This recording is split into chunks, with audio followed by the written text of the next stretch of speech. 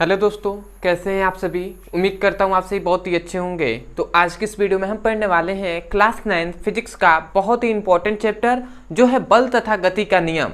तो इसका यह 5वां वीडियो है। तो इस वीडियो में हम देखेंगे कि बलों के प्रकार। तो बल के दो प्रकार होते हैं। बल के तो ऐसे बहुत सारे प्रकार होते हैं, परंतु बल के मुख्यतः दो प्रकार होते हैं। एक होता है संतुलित बल और दूसरा होता है असंतुलित बल। तो ये दोनों क्या होते हैं, इसका परिभाषा क्या होता है, इस वीडियो में हम समझेंगे और बहुत ही अच्छे से आपको समझ में आएगा। तो चलिए दोस्तों, अपने टॉपिक को शुरू करते हैं। तो हमें पढ़ना है भैया बलों के मुख्यतः प्रकार।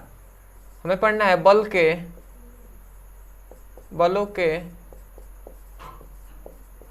मुख्यतः प्रकार। तो बलों के मुख्यतः कितने प्रकार होते हैं भैया? बलों के मुख्यतः दो प्रकार होते हैं। कितने भैया? तो यहाँ पे मैं लिख दे रहा हूँ, दो टाइप्स होते हैं, दो प्रकार होते हैं। अब वो कौन कौन से होते हैं? तो सबसे पहला होता है जिसे हम संतुलित बल कहते हैं, संतुलित बल। तो भैया सबसे पहला यही पॉइंट्स आता है कि संतुलित बल आखिर कहते किसे हैं, इसका परिभाषा क्या होता है। तो संतुलित मतलब क्या होता है भैया? सामान्य बल, जिस पर किसी भी वस्तु पर जब सामान्य बल लगेगा, ठीक है, तो उसको ही हम क्या कहेंगे? संतुलित बल कहेंगे ना। मतलब अगर मैं इसका परिभाषा बोलने से पहले मैं ये बता दूं कि मान लेते हैं ये कोई क्या है? पिंड है, ठीक है, या वस्तु है। ये कोई क्या है? पिंड है या वस्तु है। अब मान लेते हैं कि इधर क्या है? इधर इसमें हमने मान लिया कि एक धागा इसमें मान लेते हैं कि यहाँ से ये कोई पिंड है या कोई गेंद है।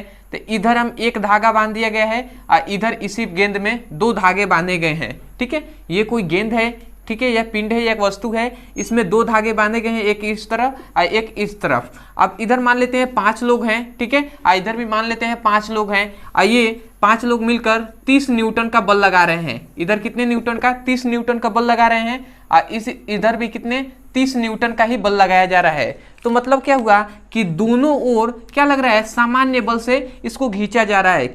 देख रहे हैं कि इधर मान लेते हैं 5 लोग हैं, तो इस बॉल को इधर खींच रहे हैं, फिर से इधर भी 5 ही लोग हैं और इस बॉल को इधर खींच रहे हैं, ठीक है। और दोनों कितने बल लगा रहे हैं? तो एक 30 न्यूटन का, तो इधर भी 30 न्यूटन का ही बल लग रहा है। इसका मतलब दोनों ओर क्या है? बलों की क्या है? मात्रा जो है वो सामान्य है। तो इसे ही हम संतुलित बल कहेंगे, जिसमें दोनों ओर क्या लगे? बलों का मान क्या हो? सामान्य हो, उसे हम संतुलित बल कहते हैं। परंतु हम डेफिनेशन ऐसे नहीं कहेंगे।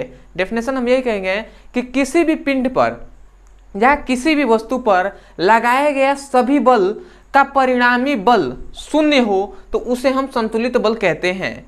क्या हमने कहा?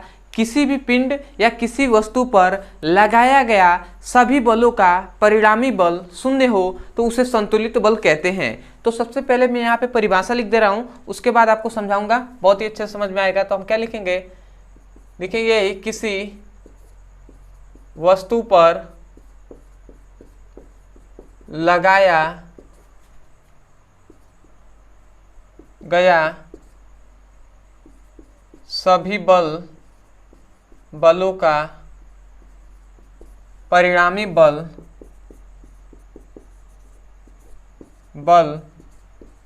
शून्य हो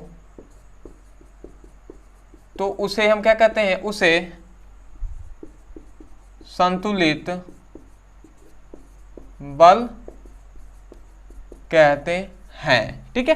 तो यहाँ पे हमने डेफिनेशन लिख दिया है। देखिए इसमें हमने क्या कहा है? किसी वस्तु पर। तो भैया मान लेते हैं ये वस्तु है और उस वस्तु पर लगाया गया सभी बल मतलब क्या? ये भी बल, इधर 30 न्यूटन का बल लगाया जा रहा है और इधर 30 न्यूटन का। तो मतलब दोनों जो बल हैं इनमें हम कह रहे हैं सभी बल, मतलब ये दोनों 30 क्या हो गए? 60 हो गए। सभी बलों का परिणामी बल क्या हो? शून्य हो। परिणामी बल का मतलब इधर जो बल है उसमें से हम इधर वाले बल को घटा देंगे, ठीक है, तो यही परिणामी बल निकल जाएगा, ठीक है। तो इधर से 30 में से 30 गया तो भैया शून्य आया कि नहीं आया? तो यही कहा जा रहा है कि सभी बलों का परिणामी बल क्या हो भैया? शून्य हो तो उसे हम संतुलित बल कहते हैं, ठीक है। इससे हमें यह पता चला यदि शून्य है तो इसका मतलब क्या हुआ? दोनों तरफ बल क्या लग रहे हैं? सामान्य लग रहे हैं। तो हम इसीलिए कह रहे हैं कि किसी पिंड पर लगाया गया सभी बलों का परिणामी बल शून्य हो तो उसे संतुलित बल कहते हैं। तो आशा करते हैं दोस्तों आपको अच्छे समझ में आ गया होगा, ठीक है।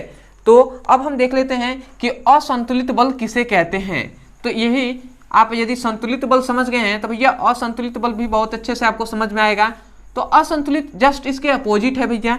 अपोजिट क्या है, यदि हम असंतुलित पर बात करें, असंतुलित बल, तो भैया असंतुलित बल किसे कहते हैं?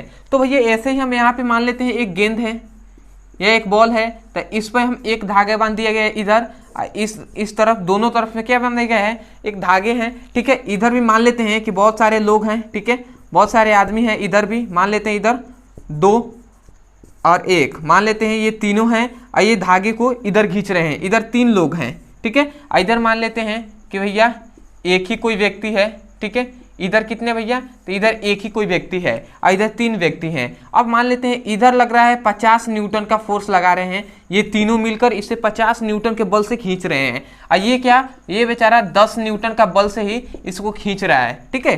तो इन दोनों का देख रहे हैं, इधर अधिक लग रहा है, इधर कम लग रहा है, तो इसका मतलब क्या हुआ, इन दोनों का परिणामी विभव क्या होगा, मतलब सभी बलों का परिणामी विभव शून्य नहीं होगा, ठीक है। यदि हम दोनों का परिणामी विभव निकालें तो इसका 50 है और इसका 10 है, इस दोनों को घटा देंगे तो क्या होगा, 50 में से 10 गया तो 40 आया ना, तो ये परिणामी विभव शून्य तो नहीं आ रहा है।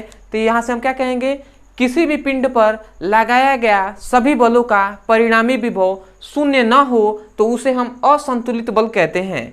देखिए इसमें कहा गया कि परिणामी बल शून्य हो और उसमें क्या कहा जा रहा है कि परिणामी बल शून्य ना हो तो उसे असंतुलित बल कहते हैं। केवल यहाँ पे शून्य ना हो, इसमें असंतुलित बल में हमें कहना है। तो डेफिनेशन हम क्या लिखेंगे कि किसी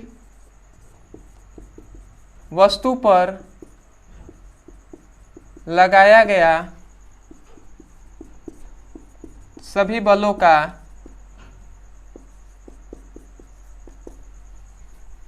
परिणामी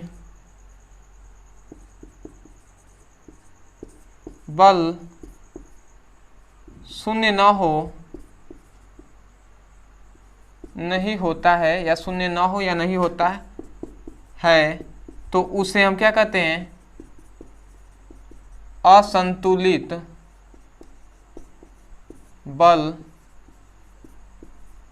कहते हैं, ठीक है। तो यहाँ पे हमने डेफिनेशन लिख दिया है कि किसी वस्तु पर लगाया गया सभी बलों का परिणामी बल शून्य ना हो तो उसे हम असंतुलित बल कहते हैं। तो आशा करते हैं भैया कि संतुलित और असंतुलित बल दोनों अच्छे से आपको डेफिनेशन समझ में आ गए होंगे।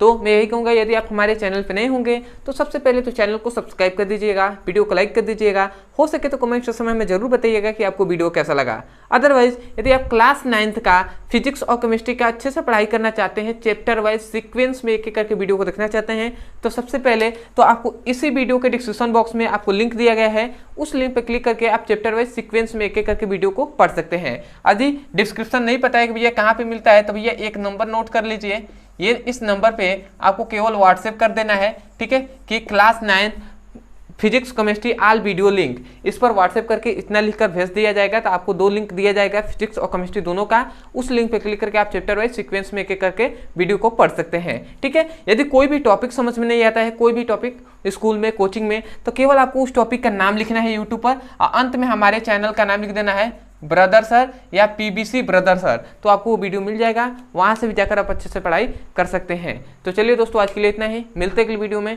तब तक के लिए धन्यवाद। जय हिंद, जय भारत।